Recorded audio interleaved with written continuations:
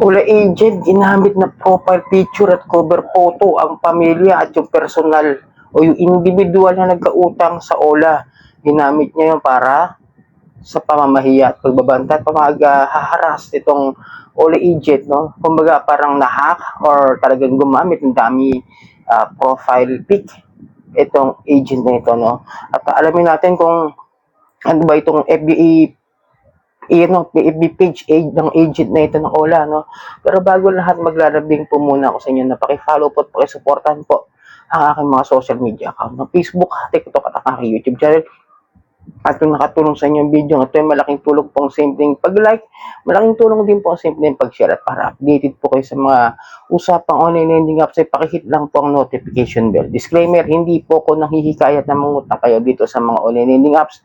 Ako po ay nagbibigay lamang po ng payo, gabay at patnubay kung paano nyo haharapin ang mga suliranin na ginagawang paglabag at pang abusive collection and abusive and fair debt collection practices na ginagawa nito mga online lending apps. At hindi po ako abogado, ako po yung simpleng mamaya kagaya ninyo na nagre-report lamang po ng mga abusive collection practices nito mga to, at hindi rin po ako nung-consent na huwag magbayad ng utang. So ito, shoutout sa'yo, no? Hector Garin, tama ba yung pagkabanggit ko? Kung tama yung pangalan, kasi ano siya, tingin ko isa rin siyang Ola victim at ngayon ay tumutulong na rin na kahit paano sa simpleng pamamaraan ng kanyang advocacy ay pakatulong sa mga biktima rin ng Ola, no? Shoutout sa iyo. At ito po, senior niya sa akin doon sa comment section, doon sa isa kong post. Ito kasi, ano siya, hindi siya nagpo-post sa Facebook page niya. Ito isolated case. Bihirang-bihira kung makita to talaga. Gagamit ng profile pic ng isang Ola victim. Tapos pati cover photo, masaklap nun, pati yung pamilya at mga anak noong Ola victim, ginawang profile picture, ginawang cover photo nitong Ola agent, no? Kaya di ko masasabi sa inyo na abusadong tao itong nag-post na ito o namamahay ito gamit ang comment section. Ito siya, ayon sa senior niya sa atin, is ang pangalan doon niya ay Marlon Acero, no? May profile pic, ayan, no?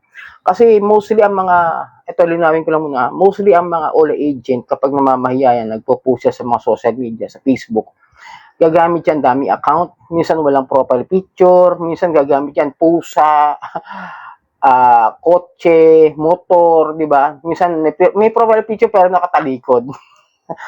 Sabihin nyo hindi totoo. Marami na ako nakitang ganyan ng mga all agent nakatalikod dyan.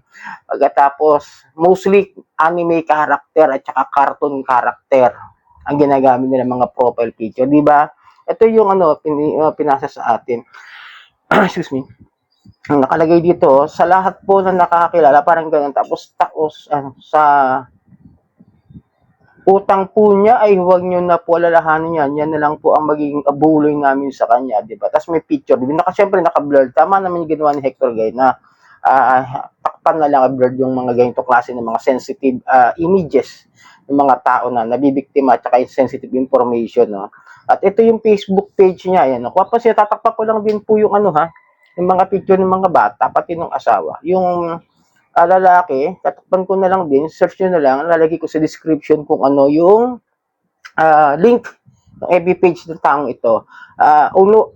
Ulitin ko unawain nyo, maaaring biktima lang din to na ginamit yung kanyang profile picture o kaya na-hack yung kanyang FB account at ngayon ginagamit sa panghaharas at pamamahiya dito sa mga comment section sa mga Facebook page. Ulitin ko, no, never magpapakita yung mga all agent. Takot yung mga yan. Meron nga akong naalala, no, kung hindi ako nagkakamali, 2024, if I remember it correctly, 2024 o 2023, mga ganyan taon, talamak yung ganyang galawan noon. Ngayon, isolated case na siya. Kasi, dahil ko nakita ng mga mga picture, mga Facebook page ng mga biktima talaga, may hawak pang ID.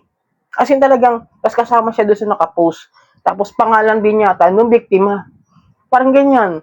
Ito na yung pangalan, di natin maalaman kung legit ba o hindi yung gano'n. No? Kasi syempre, magtatago yung mga all agent niya. Matapang lang yan kasi nandun nakatago yan sa mga establishments na kung saan ay hindi naman talaga naka-address doon sa mga online lending apps na nakalagay doon sa apps nila. O kaya naman yung mga naka-work from home, naririnig nga ako na paano mareready naka-work from home yung iba dyan? Yung mga talagang tulisan na, mga sanay na sa galawan ng pagiging old na inunap agent na nanghaharas. Ang gawa ng mga yan, meron silang mga laptops sa mga bahay nila. Yun, sabi, no? Ngayon, yung mga yan mostly gagamit ng mga maraming daming account. At yung mga yan is hindi rin magsasabi kung ano mga inunap sila, nagtatrabaho, na iba nilang babanggitin niya. Kung may magbanggit man yan, isolated case din po. Ngayon, masyado na rin matatalino yung mga yan. Iwas na iwas malaman na kung sino yung mga agent nila. Tapos kapag nahuli mo naman sa akto, tulad no, yung huli ko, yung Calix ba yun? O yung kung ano man yung pangalan, nakalimutan ko kung Calix ba yung pagkakabanggit, Calix Jared ba yun, na nakadami account o walang profile picture. Nakalagay Andali Peso, di ba? Ginawa ko sa video ito. Alam mo yung kinabukasan, nakita ko na lang, wala na yung mga pangalan ng mga Ola. Ganun katindi, ganun ka, ano sila, updated sila sa akin. Baka nga nakapalo dyan. Meron nga dyan ako nakita mga Ola dyan na nakapalo sa akin eh. Yung mga illegal. Gulat ako, nakapalo to, illegal to. Kasi sinusubaybayan yung ating Facebook page at yung ating YouTube channel, mga kadyani, no? Yung follower natin, kalaban din.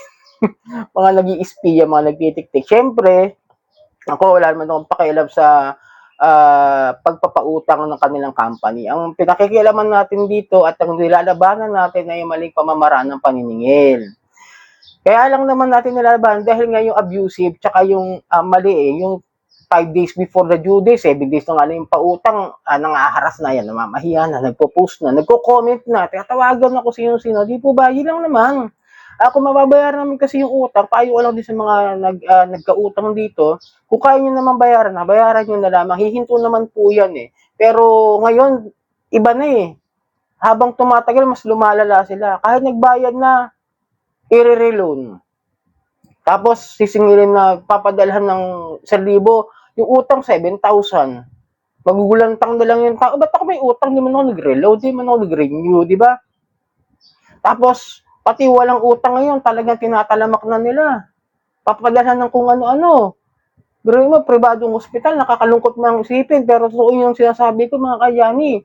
Nag-file na medyo, siyempre, matagal talaga ang due process dito sa Pilipinas kasi kailangan ng maraming ebidensya at maraming patunay na totoo yung allegations na gano'n at kung ano yung online leading up na yun. Ngayon, hindi ko pa mabanggit kasi nga yung hospital na nagsampa ng reklamo. Pero may ideya na ako kung anong ola yun. Hindi ko lang po yung sabihin kasi nasa investigation po kasi, no. Kaya masasabi ko lang, mga ganyan, mga kadyani, mas mabuting iwasan nyo na lang mangutang kahit malaki ang pangangailangan ninyo kaysa mangutang kayo dyan. Kung meron nang masasabing lihiti mo dyan, ilan-ilan lang eh, yung mga hindi nangaharas. Sabihin natin, medyo mataas talaga yung interest, pero hindi naman nangaharas. Sabihin natin, may penalty sa malaki, pero hindi nangaharas at hindi namamahiya. At as mas mabuti na yung gano'n. At least, pwede pakiusapan once na bigyan kayo ng panibagong payment options, di ba? Ilan-ilan lang yan, no? Bilang na bilang sa daliri, yung mga matitinong online up dyan. So, sana nakatulong na i-report natin yung Facebook page nito para mabawasan yung problema. Baka mamaya napahiya na yung tao, eh. Huwag natin husgahan. Tulungan na natin i-report para matanggal sa Facebook page yung kanyang FB na nanakaw o nanahack. Okay? So, maraming po salamat sa ulitin.